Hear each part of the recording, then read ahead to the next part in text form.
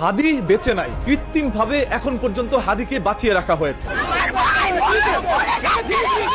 তবে কি আমাদের জন্য আসতে চলেছে কোনো দুঃসংবাদ?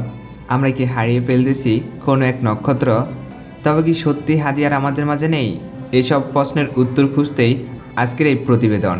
ঢাকা জনবহুল একটি এলাকা, ব্যস্ত নগর জীবনের মাঝেই 12 ডিসেম্বর জুমার নামাজের পর 2:24 আতঙ্কজনক এক ঘটনা ঘটে। দুর্বৃত্তরা গুলি করে পালিয়ে যায় রাজনীতিভাবে আলোচিত ব্যক্তি ওসমান হাদিকে। ঘটনার পরে গুরুতর অবস্থায় তাকে হাসপাতালে নিয়ে আসা হয়। সেখানে কর্মরত চিকিৎসক জানান হাদির অবস্থা চরম আশঙ্কাজনক।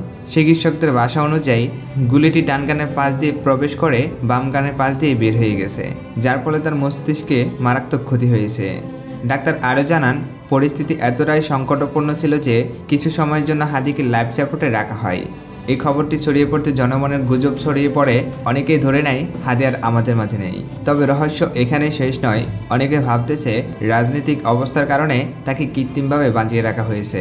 হাদি বেঁচে নাই, কৃত্রিমভাবে এখন পর্যন্ত হাদিকে বাঁচিয়ে রাখা হয়েছে। এর মধ্যে দিয়ে শুরু হয় ভয়ঙ্কর আলোচনা। Target killing. হাদির পরে টার্গেট কিলিং এর তালিকায় আছেন আরও নেতারা, বিশেষ করে জুলাই আন্দোলনের নেতৃত্ব দেয়া নেতারা। তবে সবচেয়ে বড় প্রশ্ন এখানে রয়ে গেছে, হাদি কি সত্যি মারা গেলেন নাকি এখনও বেঁচে আছে? এই প্রশ্ন এখনও ঘুরপাক কাটছে জনগণের মুখে মুখে। সত্যি হাদি কি মারা গিয়েছে?